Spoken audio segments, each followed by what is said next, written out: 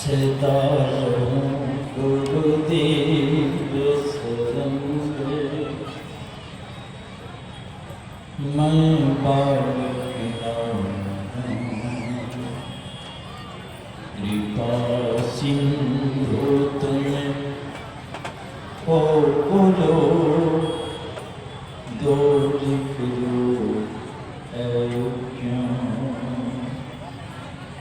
कृपा सिंधु तुम हो गुरु दो लिखो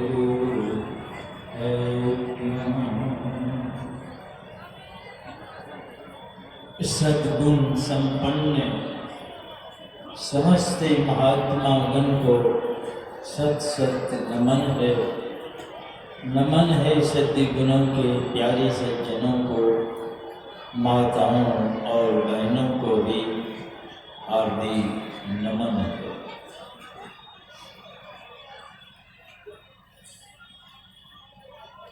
देख रहे लोग उठ उठ करके घर की तरफ चलने की तैयारी कर रहे हैं, कोई चल रहे हैं। और इस धरती पर से भी लोग उठ उठ के चले जा रहे हैं।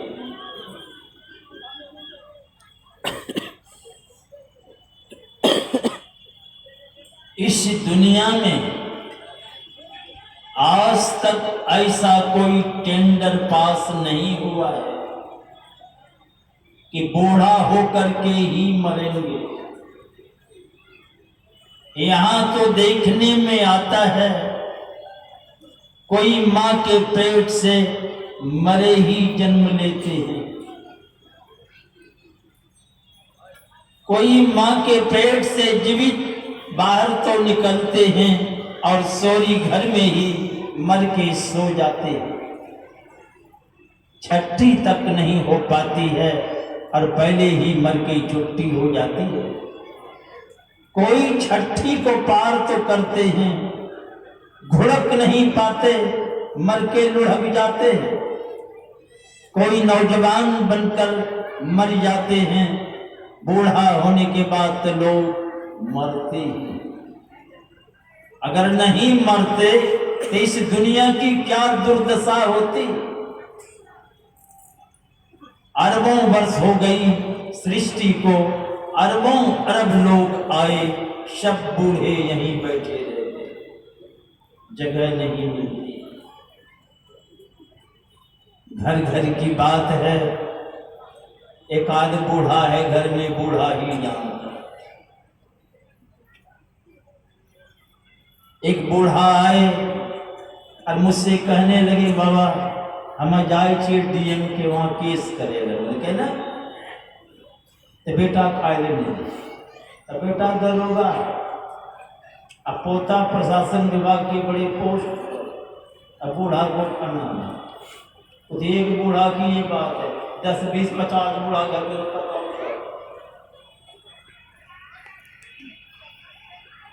अब चाय लेके आते हैं, अब चाय लेके आवे, अब कहे बाबू हला चाय पियो, कहीं 9 दिन चुड़ाई। अरे फिक्को चाय देते मन पूछो, कहे हला चाय। अब चाय गरम खोपड़ी है, बूढ़ा को खाना परोस दी है। अब बूढ़ा चुपचाप हाथ जोड़ के बैठे, बेटा दरोगा उधर से आती है, कहे बाबू खाए नहीं छो, कहे पूछे ना कब हो गया। बेटा सुनिए क्या हुआ, तो जाके पूछते हैं कि कुछ बोलो कि वो भी ताबे के साथ कर रही है, जाकर पूछाओ ना, हम कुछ बोलो चाहिए, बोल रहे थे कुछ नहीं। और थरिया जे तमकी के लिए अब अटकी के चल रही, अब थरिए जो बोल रहे छोकरो बात आके बूढ़ा हाथ जोड़ के पूछा। ये तो दुर्दशा है। लोग उठ उठ के जा रहे हैं तो घर में जाके क्या करेंगे। इस बात को याद रखिए, हमारे घर में एक बैल था, बैल का भी जुग होता है। बैलगाड़ी की सवारी होती थी उस समय, लोग शौक से बैल पोसते थे। तो बैल तो था बड़ा हट्टा कट्ठा पुट्ठा, बड़ा तगड़ा मजबूत, मगर 1 नंबर का बढ़िया। जब बैठ जाए तो उठते। अब उस बैल को उठाने के लिए कम से कम 10 आदमी तो जरूर चाहिए। 2-2 आदमी सिंग पकड़े हैं, पीछे 2-4 आदमी, पेट के नीचे से मोटका पांव, उसको डगरना भी बोलते दर्द है। इधर 2-4 इधर 2-4, सब मिलके उठा रहे। बैलवा ऐसा जरा भी जोर नहीं लगा, जितना उठावे उतने छोड़े। 2-4 बार प्रयास किया, अब बैलवा कोई जोर नहीं लगाता, छोड़े तो गत से नीचे। तो मैंने देखा वही बांस खींच के दिया 2-4 पूरा कस के, एक बढ़िया कहीं का उठता नहीं है। पर मैं देखा हूँ, आप भी देखे होंगे, जो बैल को किसान उठा रहे हैं, बैल भी जरा जोर लगाता है, तब किसान देखिए और जोर लगाते हैं। और जब बैल खड़ा हो जाता है तो कितनी तारीफ करते हैं, पीठ को ठोकते हुए, मुंह को सहलाते पुचकारते हुए कहते बारे बेटा खड़ा हो गया, बड़ी चावसी देते हैं। तो यहां से उठ के तो घर जाते हैं, घर जाके फिर घर ध्यान भजन नहीं, इतना जो प्रयास सारी व्यवस्था है, इसलिए इस दुख के कुंड से उठाने के लिए, बाहर निकालने की ये सारी व्यवस्था है। और सुन लेते हैं घर जाके माइक भी जाना।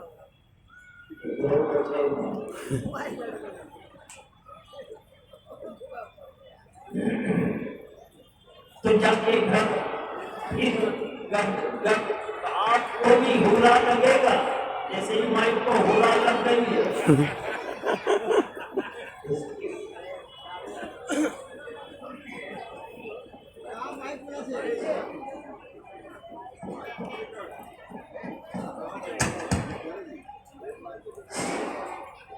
बोलिए श्री सदगुरु महाराज की जय। ये बैलवा की बासन की गद। इसीलिए यहां से उठ के जाएंगे तो फिर घर गिरस्ती तुम्मा फेरी में, उसी में गद बैठने से आपको भी जमराज का बुरा लगेगा, आप बच नहीं सकते हैं। एक आदमी रेलवे में नौकरी करते थे, देखने में भी एकदम लगता था देवता। उससे बातचीत हुई तो मैंने कहा कि भगवान का कुछ ध्यान भजन भी किया कीजिए। तो कहते हैं बाबा हम लोगों को फुर्सत कहाँ मिलती है। तो मैंने कहा कि मैं देखता हूँ घंटों ताश खेलते हैं, टीवी के सामने सीरियल देखते रहते हैं, 2-4 बैठ के गप लड़ाते हैं, अब कहते हैं कि फुर्सत नहीं मिलती है। तो बातचीत हुई, वे चले गए, हम भी चले गए। 2-4 दिन के बाद लौट कर आए तो क्या सुनते हैं, अचानक उसकी तबीयत खराब हो गई। यही मुंगेर जमालपुर रेलवे हॉस्पिटल में भर्ती कर दी गई, और वही जमालपुर रेलवे हॉस्पिटल से जमालपुर चले गए। इसीलिए सावधान हो जाएं, कब मौत की पारी आएगी कहना मुश्किल। लोग खा पी के सोते हैं, कितने सोए रह जाते हैं। लोग कहते हैं देखो ना बाबू रात में खाना पीना खाए, बातचीत हुई, चले गए। चले कौन गए? देखते ठाट से खाट पर चादर तान के तकिया लगा के सोए हुए हैं। चले कौन गए? इस शरीर के अंदर जो रहने वाला था, शरीर छोड़कर चले गए। चले गए, साथ में कुछ ले गए, अटैची ले गए कि बेडिंग ले गए कि सूटकेस, अपनी सुटिया के चले गए। कोई देखता है किधर से गए बाबू। ये मौत की पारी सबकी चल चुकी है, आपके पास नहीं आई है, यही खैरियत है। जिस दिन मौत की पारी आ जाएगी कोई सुनवाई नहीं होगी, यार वह काम बाकी है, कुछ नहीं गए काम से। इसीलिए मौत की पारी आने के पहले आप इस पार से उस पार चले। भाई इस पार से उस पार, ये बॉर्डर देख रहे हैं, ग्रहों का मिलन, ये ऊपर ब्रह्मांड कहलाता है और नीचे पिंड है, और इसी अंधरिया भाग में आपका डेरा है इस शरीर के अंदर। और आंख बंद करके आप देख लें, अंधकार लगता है, ठसम ठस भरा हुआ है। हमारे गुरु महाराज कहते हैं, 9 द्वारन 10 चारी इंद्रिन में भव दुख सहूं अपार। यही 9 द्वार वाला हम लोगों का शरीर है। और ये जो 9 द्वार हैं, इसमें देखिए 2 आंख, 2 कान और 2 नाक में भी छिद्र है, 1 मुंह, ये 7 द्वार हैं। एक मलमूत्र विसर्जन का, ये सब मिला के 9 द्वार हैं। ये 9 द्वार वाले शरीर के अंदर के अंधकार में, 14 इंद्रियों के घाट में जब तक आपका डेरा रहेगा, निवास रहेगा, आप इस दुनिया में कुछ भी बन के बैठे हों, पर देख ले आपका निवास शरीर में कहाँ है। हमारे गुरु महाराज फैसला सुनाते हैं, यही 9 द्वार वाले शरीर के अंदर के अंधकार में, 14 इंद्रियों के घाट में जब तक तुम्हारा डेरा और निवास रहेगा, तुम्हारे कई कपाल पर दुख का पहाड़ रहेगा। उस पहाड़ का नाम तो होगा, कहा जन्म मरण दुख अग्नित भोगे, तुम जन्मते और मरते रहोगे।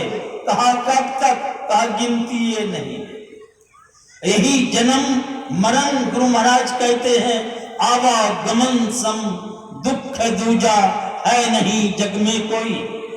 इस संसार में सबसे बड़ा दुख यही जन्म और मरण का, यानी दुखों में ये प्रधान दुख है। यही प्रधान दुख आप पर बैठा हुआ है। जैसे मधुमक्खी छत्ता में प्रधान कौन है? रानी मक्खी।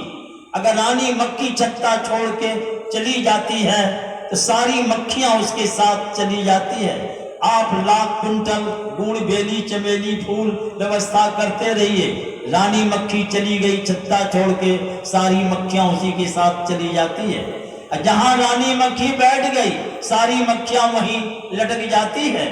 उसी तरह ये प्रधान दुख आप पर बैठा हुआ है, इसलिए तमाम दुख आप पर लटक गया है। हमारे एक संत कहते हैं, देव धर्म चाहे जो कर ले आवागमन न डरता है। ये जन्म मरण आपका हटने वाला नहीं है। वो उपाय क्या है? जो ही छोड़ के चले जाएं प्रधान दुख, जिनके हटने से तमाम दुख एक साथ विदा हो जाएंगे। तो हमारे गोस्वामी तुलसीदास जी महाराज इशारा करते हैं। हमारे संत कबीर साहब क्या कहते हैं? कहे कबीर सकल जग दुखिया, सारे संसार के लोग दुखी हैं।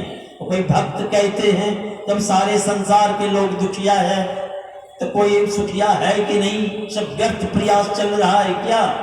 तो कबीर साहब कहते नहीं, एक सुखी है। कौन? कहा संत सुखी। वे कैसे सुखी हो गए?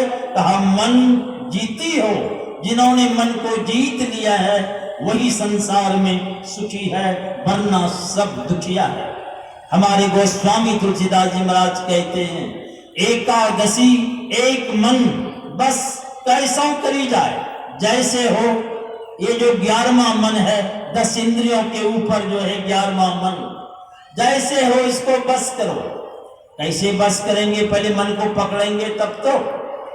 कोई आदमी जा रहा है बड़ी बस में बैठ करके, हम टेम्पो में खोजते हैं, हम रेलगाड़ी राजधानी एक्सप्रेस में खोजते, एरोप्लेन में जाके खोजते, वो पकड़ा जाएगा? जिस गाड़ी में सवार होके वो जाता आता है उस गाड़ी को आप रोकिए, पकड़ा जाएगा। तो ये मन इस गाड़ी पर सवार होके दुनिया के तरफ ये जाते हैं। ये दृष्टि देख रहे हैं, ये दाईं और बाईं दोनों दृष्टि जो निकल रही है, यही गाड़ी है। मन इसी पर सवार है। जहां जहां दृष्टि जाएगी वहीं वहीं मन जाएगा। जितने ही क्षेत्र में दृष्टि फैली रहेगी उतने ही क्षेत्र में मन घूमता रहेगा, 1 सेंटीमीटर भी इससे बाहर नहीं जा सकता। माने दृष्टि के साथ मन रहता है, आप दृष्टि को पकड़े मन पकड़ा जाएगा।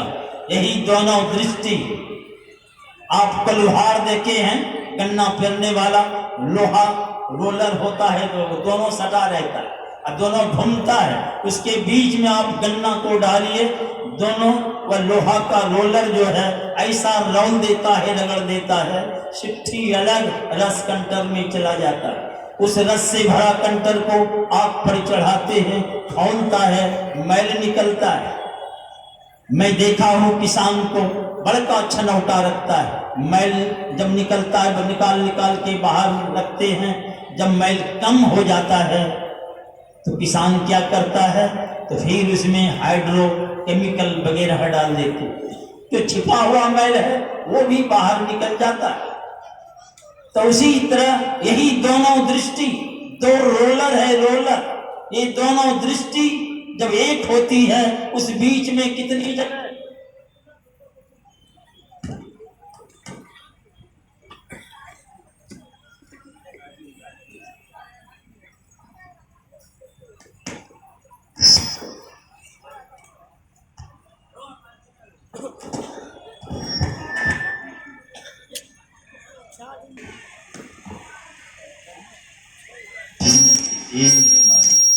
जब एक होती है तो 2 रेखाओं का मिलन एक बिंदु पर, और बिंदु की परिभाषा पढ़े लिखे लोग जानते, स्थान तो है उसमें परिमाणे नहीं, वो संकीर्ण जगह है। यही दोनों दृष्टि रूपी रोलर के बीच में ये मन जब पड़ता है ऐसा रगड़ा जाता है, इसकी सारी अड़बकर ये निकल जाती, ये सुषमना के कंटर में चला जाता है, वहां ब्रह्माग्नि पर चलता है। 4 तरह की अग्नि, एक समुद्र में आग है जो समुद्र को संतुलन बना के रखती है, उसको बड़वाग्नि कहते हैं, बड़वा नल। एक पेट में भी आग है, उसको जठराग्नि कहते हैं, ये भोजन पचाती है। एक काट पत्थर तमाम